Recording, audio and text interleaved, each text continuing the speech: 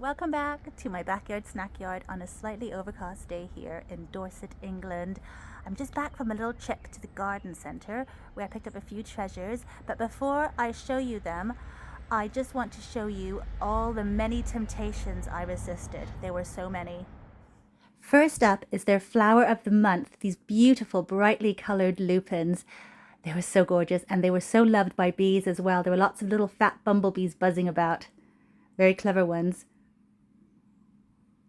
There were also several different bronze statues, like this Highland cow, sort of strategically placed around the garden centre. I love these little boxing hares, so springy and gorgeous. And then this pig, it's my youngest son's favourite animal, is a pig. He's always wanted a pet pig.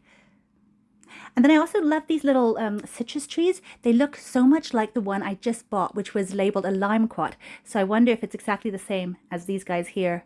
They look strikingly similar. Oh, and I always love David Austin roses. They are so tempting, so beautiful, so expensive, but always worth the price, I guess. So gorgeous. And then these ones here, I've never seen roses this shade of purple. And they had a really good scent too, almost like a wild rose. Like a Rosa rugosa. Really, really lovely. And now for the ones I found irresistible. There's this huge terracotta pot. It is actually really big. It's probably twice the size of any other ones I have, the largest other ones I have. And I'm planning to put my cherry cot in it. My cherry cot, also known as apricara, it's a mix between an apricot and a cherry. And it really does need to go in a much, much bigger pot if I ever want to get fruit on it, I think. So, as you can see, actually it's kind of a decent sized pot it's in, but it needs to go into a bigger one. And so this one here is going to be perfect for it. So I'll be repotting it very soon. Looking forward to that. And then I got a few little plants. This one I'm really excited about. Let me get the label quickly. It is lovage. I did a little video when I visited my parents' garden a little while ago now, just about a month ago now, and they had lots of lovage there, and it's such a useful plant as a herb. In Denmark, it's also affectionately called Maggiurt, and that's like the brand of a really well-known stock cube in Denmark. So I think it's like really a useful one when you're cooking, and you can use it in place of stock. And they grow really big and really tall. They're like related to celery, so a lot like that, but just like a lot stronger flavor, I guess. Really useful, so I'm really happy to have it.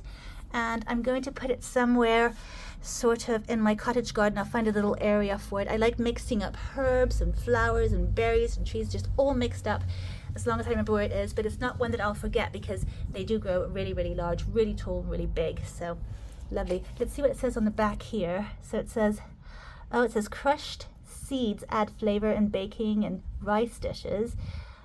Chop some fresh young leaves into soups, stews, stocks, and salads. That's quite ordinary. Oh yeah, and to place it in the back of the border because it gets really big. Sun or part shade. And it grows up to 2 meters.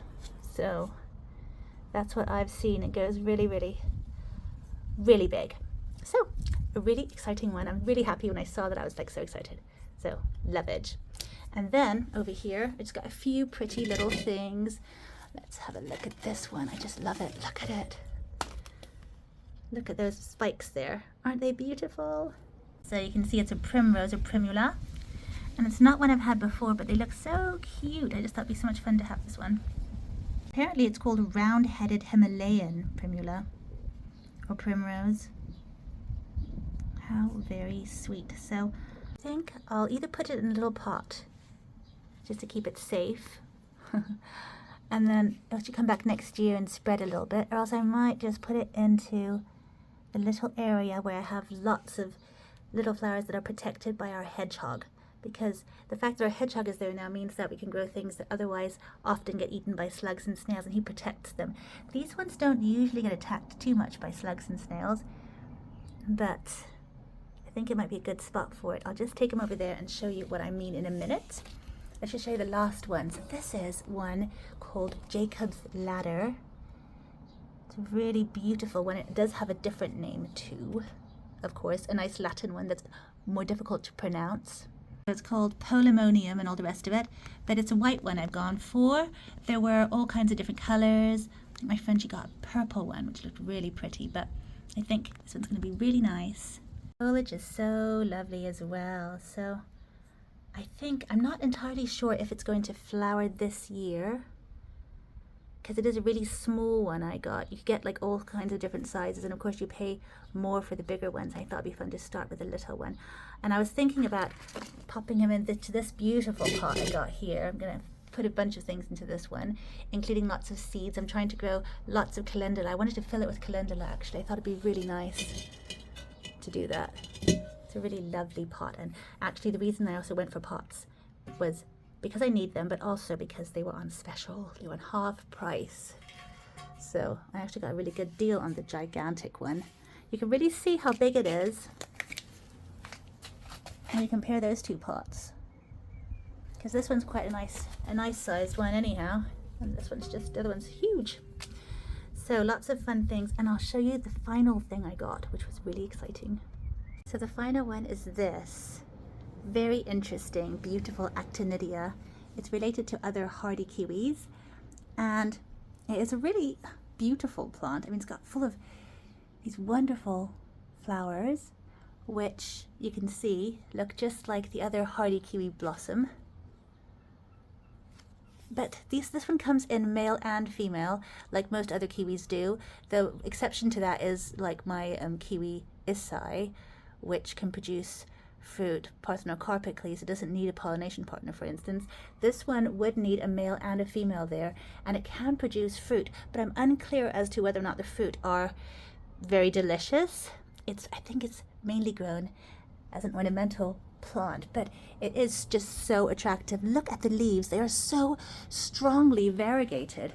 There's that really big whiteness on it.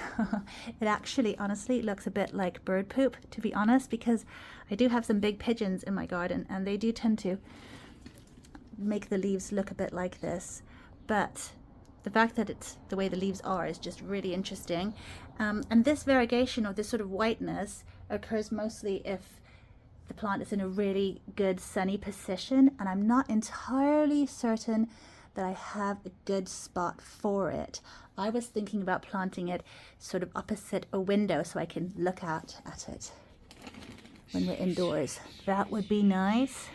But I just thought it was such a pretty one. And yeah, so you do need a male and a female. I'm not entirely sure that it could even cross-pollinate with other actinidias like the ones I have. I do have a male that I'm growing for my other hardy kiwis, and it's still quite young, so it's not flowering yet. Very often kiwis take years before they start flowering. The Issei again is an exception to that.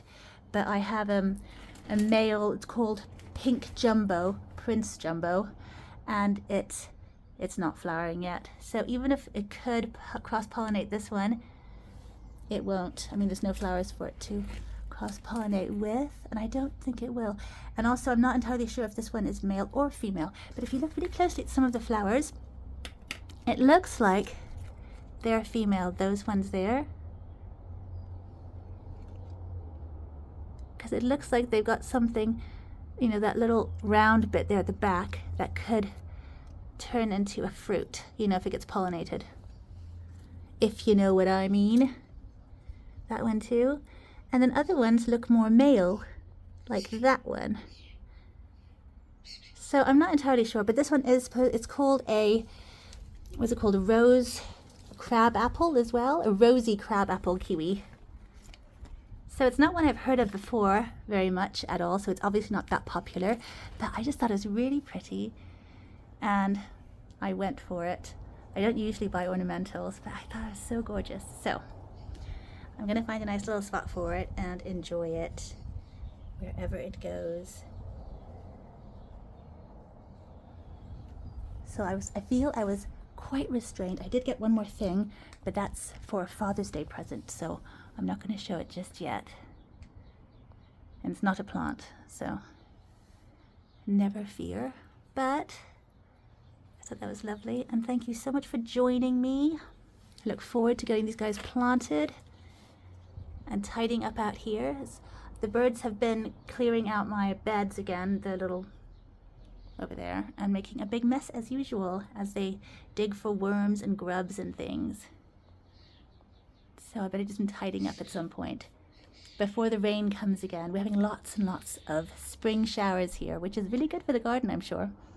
But I would like some sunshine, and we're promised some sunny days soon, so I'm looking forward to them. So, thank you for joining me.